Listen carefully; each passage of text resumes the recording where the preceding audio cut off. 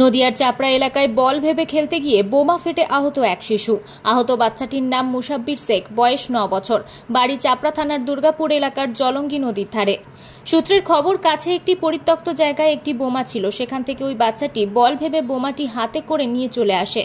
সে বাড়ির সামনে তার বন্ধুদের সঙ্গে খেলা করছিল। সেই সময় আচমকাই বোমা বিস্ফোরণ হয়। বাচ্চাটি সাথে সাথেই আহত হয়। প্রথমে তাকে চাপড়া হসপিটালে নিয়ে যাওয়া হয়। সেখান থেকে নদিয়ার কৃষ্ণনগর জেলার শক্তিনগর হাসপাতালে রেফার করা হয়। যদিও এই ঘটনায় এলাকায় যথেষ্ট আতঙ্ক সৃষ্টি হয়েছে। ঘটনাস্থলে পৌঁছায় চাপড়া থানার বিশাল পুলিশ বাহিনী। বাচ্চা মাঠে একটা বোম পায়, সেই বোমটা সেও বাচ্চা, আরও ওই 10 বছর মতো বয়স হবে। নিয়ে এসে আমার বাচ্চাটা খেলা করছিল, দিয়ে আমার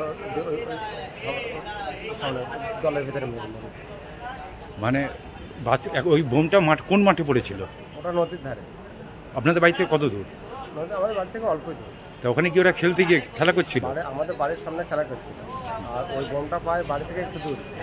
যে পায় মানে সেও একটা অন্য বাচ্চা ছেলে? সেও বাচ্চা, সেও বাচ্চাটা বুঝিনি। এরা নিয়ে এসে বাড়ির বোমটা নিয়ে চলে এসছে, দিয়ে এরা খেলা করছিল। এদের দলের ভিতরে নিয়ে এরা, আমার বাচ্চারা কাছে ছিল, আমার বাচ্চা কোথায় লেগেছে?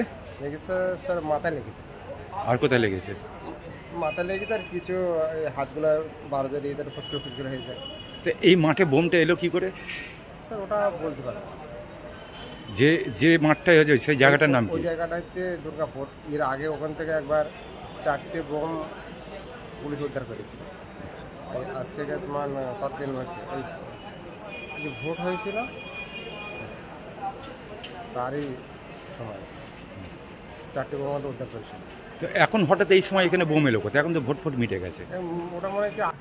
নদিয়া থেকে মাধব দেবনাথের রিপোর্ট, আনন্দ বার্তা।